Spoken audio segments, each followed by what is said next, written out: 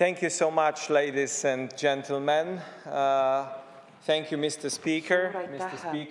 Esimees, juhataja, Riigikogu austatud liikmed, ma tulen siia südamlike tervitustega Poola Seimist, Poola alamkojast. Nagu te teate, siis ma näitan kohe, kui sügavad meie suhted on parlamentaarsel tasandil. Aga kõigepealt alustan väikese eestikeelse lausega, ma ei tea, kas olete täna juba naerda saanud, aga nüüd kindlasti saate minu peale naerda, kui ma seda esitlen, siis ma ütlen kindral Laidoneri sõnadega. Ma ütleks meie ühine kangelane, Maria Kruszewska abikaasa. Maria oli Poola aadlidaam. See ei olnud meie suhete algus, aga ma mäletan väga hästi, kui ma olin Tartus Lauri kutsel, siis me rääkisime, jagasime üksteisega oma ajalugu. Aga need sõnad, ma tahan püüda neid öelda. Mina olen iseseisva Eesti riigi tegelane. These are the words of General Laidoner showing one of the most important things. Näitavad ühte kõige olulisemat asja, mis meie elus on. Pole oluline, kas oleme poliitikud või tavakodanikud. Ma räägin uhkusest, ma räägin sellest siiruse tundest, sellest sügavast väärtusest, mis tuleneb tundest, et me oleme kogukonna osa, et me oleme koos. Sest meie inimestena meid ei loodud olema üksi. Me alati otsime suhteid, me otsime alati võimalust teha koostööd, me üritame üheskoos ehitada paremat tulevikku oma armsamatele endale ja see algab alati selle tundega, et kuhu ma kuulun, millest koosneb minu identiteet, kes ma olen. Ma ei ole teiste vastu, vaid näitan teistele, et meie, mina ja sina saame üheskoos midagi üles ehitada. Ja kindral Laidoner, kes oli teie relvajõudude ülemjuht väga keerulistel aegadel, oli ka visionäär, sest ta teadis, et meie geopoliitiline asukoht on see, mis ta on ja see ei muutu. Tulevatel põlvedel. Me oleme ikka veel siin. See on meie pärand, aga see on ka tohutu probleem praegusel ajal, kui meil on ida poolt, Vene poolt tuleb agressiivne poliitika igapäevaselt ja me näeme seda iga päev oma idapiiril Poolas, kogu see rändesurve, hübriidsõda, Lukašenka ja Putin püüavad seda läbi viia selles väga haavatavas Euroopa osas. Kui minu naine, kes on hävituslendur, lendab iga päev, et kohtuda ja näeb Venemaa lennukeid, kes tulevad Californiast ja üritavad provotseerida, tulevad Kaliningradist üritavad provotseerida. Meil on tohutu hulk püüdeid Poolas destabiliseerida valimiste protsessi meie valimiste ajal, sellel väga keerulisel ajal. Me saame näidata nendele inimestele Kremlis, et me töötame, kes töötavad ööpäev läbi, et meid lahku ajada.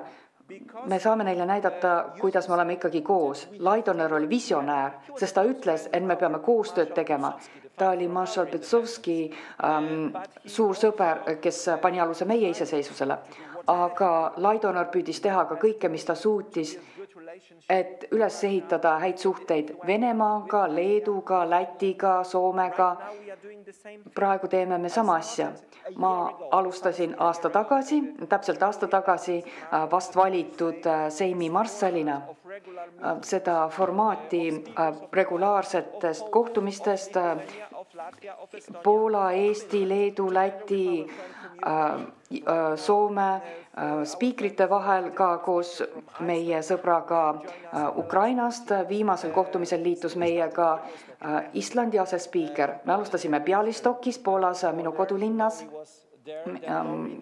Lauri oli seal ja siis Lauri kutsus meid Tartusse ja me kohtusime Tartus, kohtusime Vilniuses, kohtusime Riias ja nüüd tõenäoliselt kohtume järgmine kord Helsingis koos meie sõbraga Jussi Halla-ahoga, sest me peame üles ehitama mitte ainult relvajõudude liitlassuhteid, me vajame midagi palju olulisemat. Me peame parlamentidena üles ehitama oma ühiskondade sidemed, sest lõppude lõpuks, kui tuleb tõeline kriis, siis just ühiskonnad, kas toetavad või mitte poliitilisi ja sõjalisi otsuseid poliitikutelt. Kui ühiskond ei ole nende otsustega nõus, siis ükskõik milline leping, kokkulepe, ükskõik mis me ütleme poliitikutena, ei ole võimalik seda ellu rakendada. Ja sellepärast on meie jaoks väga oluline kohtuda, arutada parlamentide, spiikrite, komisjonide tasemel, ehitada üles sõprussuhteid, sest praegu on selline ohtlik olukord ja maailm polariseerub, sest kõik muutub nii kiiresti. Ma mäletan aegu, näiteks 10 aastat tagasi ma töötasin Aafrikas, Aasias ja mujal MTÜ-dega. Ma mäletan maailma, kui me rääkisime, et enam ei ole ida-lääne telge, on ainult põhilõuna. Aga nüüd on jälle tagasi tulnud ida-lõuna telg, sest me oleme kriisi keskel USA ja Hiina vahel. Ja just praegu kõige olulisem on, et mis toimub sellel teljel. Ma ei tea, kas nüüd teie ühiskonnas on sama lugu, aga meil vähemalt ma ütleksin, et 100% näeme seda. Sama on näha ka natuke Saksamaal ja muude riikide valimistel. Et praegu meie ühiskonnas parem ja vasak tiib ei ole kuidagi omavahel lahutatud, vaid meie ühiskondades on pigem, tundub, et on eliidi ja lihtrahva vahel see eraldusjoon. Ja just see on see asi, mida kasutavad ära populistid, sest nad kõnelevad väsinud rahvaga, sest meie rahvas on väsinud. Ma räägin teiste riikidega ja ma olen Poolas teinud kampaaniat pool aastat, ma olen rääkinud inimestega linnades, linnaväljakutel, eriti opositsiooni valijatega. Ja mul tekkis selline mulje, et inimesed on väga kurnatud, väga väsinud pärast Covidit, pärast seda tunnet, et sõda läheneb ja läheneb, et kõik elukallidus tõuseb,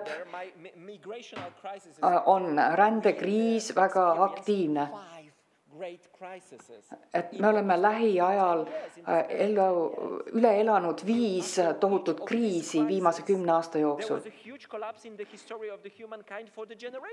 Ja me kogeme 10 aasta jooksul 5 tohutut, mis võiksid kogu ühiskonna lammutada. Kliima, rahastus, Covid, Ukraina ja rändekriis, inimesed on kurnatud. Ja siis tulevad populistid, ütlevad, et võtame nüüd selle sinise tableti või kollase tableti ja kõik on parem. Ukrainlased on need, keda me peaksime süüdistama, juudid on need, keda peaksime süüdistama. Trump ja kõik see, me näitame teile seda. Ei ole aeg keerulistele vastustele, aga mida me saaksime teha, minu viimane märkus omast kogemusest Poolas. Mida me saame teha? Rohkem hirmu. See on see arutelu, mis meil praegu käib Poola valitsuses. Eile oli usaldushääletus, me ehitame praegu üles koalitsiooni. Meil oli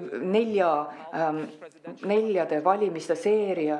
Ühesõnaga presidendi, parlamendi, Euroopa parlamendi ja kohalikud. Ja nüüd meil on 2,5 aastat, mil meil ei ole ühtegi valimist, et see annab meile võimaluse natuke vahepeal ka tööd teha, mitte ainult juttu ajada ja kampaaniat vedada.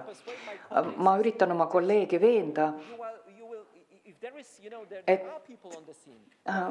on inimesed, kes üritavad inimestele müüa hirmu. Te ei saa kunagi paremaks, kui nemad on. Sest nemad on originaalid, te jääte alati kopeerijateks. Nii et ärge püüdke olla see parim hirmumüüja, püüdke olla abimüüja, lootuse müüja, sest lootus müüb. Ja kapitalistid õpetavad meile, et ainult hirm müüb, et siis pärast saab neid lohutada ja nad tulevad sinu rüppe. Aga mida me peaksime tegema, on näitama inimestele, et on lootust, on vastutustundlikke juhte, on juhte, kelle peale sa saad loota, kui tahate lahendada oma probleeme ja maailm mureneb teie ümber. Tõenäoliselt küsimus on, mida meie teeksime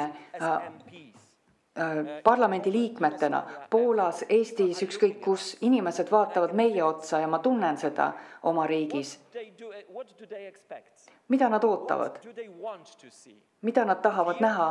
Hirmu või lootust? Kas hirmumüüjaid või lootuse müüjaid? Ma ütlen teile, et ma olen juba kuskil mingis arutelus seda vaidlust pidanud. Ma ei olnud siis veel poliitik ja keegi somes püüdis mind veenda, et seks müüb. Ei, ütlesin mina. Lootus müüb paremini kui seks, sest lootus on palju seksikam kui hirm. Sest hirm on seksikas ainult väga lühikest aega, aga lootus on see, mille najal me elame millel me ehitame oma elu inimestena, oma laste tulevikku. Selle kriisi keskel ma püüan me olime 3 aastat opositsioonis, minu erakond, ja nüüd oleme valitsuses. Ja ma tahtsin oma erakonnale öelda, et mina pakkusin, et me peame oma erakonna nimetama vihaste vanemate erakonnaks, vanemad, kes ei ole idast ega läänest, vaid kelle ainus eesmärk on meie laste tulevik, meie lastelaste tulevik, ja see on ainus vaatenurk, mida me saame jagada 80% elanikkonnast. Me tahame oma lastele paremat tulevikku. Kui teil on mingeid, kui otsite poliitikast midagi muud, siis kukute läbi varem või hiljem, sest lähete tagasi koju, nagu mina lähen tagasi koju ja mu tütar küsib mult, issi, mida sa täna tegid? Praktiliselt, mida sa täna tegid? Te karjute seal parlamendis, sest meil Poolas tohib seda teha. Mulle keegi ütles, et teie ei tohi teha seda, aga meil seal lauldakse, kakeldakse. Nii et vahel mul on mulje. Nii et ma olin enne meelelahutaja, mul on ka praegu tunne, et ma olen seal parlamendis meelelahutaja. Aga tütar küsib, et mida sa inimeste jaoks täpselt täna tegid? Ma loodan ja ma soovin teile, et meie ühine vaatenurk on alati see, et üheskoos ja meie ühiskonnas, mida me parlamendi liikmetena esindame, on meil palju võimalust teha head meie laste tulevikuks. Ja ma jään väga tihedasse kontakti teie esimehega, teie parlamendiga. Te olete alati teretulnud Poolas, ehitage midagi koos. Poola ei taha olla ainult Ida-Euroopa suur jõujaam, vaid me tahame kuuluda teie klubisse, me tahame olla Balti riik, me tahame olla Põhjamaade riik, nii et kui me tuleme, koputame teie uksele ja palume meid vastu võtta, siis palun laske meid sisse, sest meil on väga palju kogemusi ja ma arvan, et Putini poliitika, kus ta üritab meid lahutada, siis me peame sellele vastu seisma ja jääma ühtseks. Suur aitäh selle võimaluse eest. Ma tean, et teid ootavad ees väga olulised hääletused täna. Ja siin tehakse väga olulisi arutelusid. Edu teile teie töös. Nii et kinkige meile lootust meie tulevikuks, ärge laske nendel kurjadel inimestel meid hirmutada, sest ühtsus teeb meid tugevamaks. Aitäh!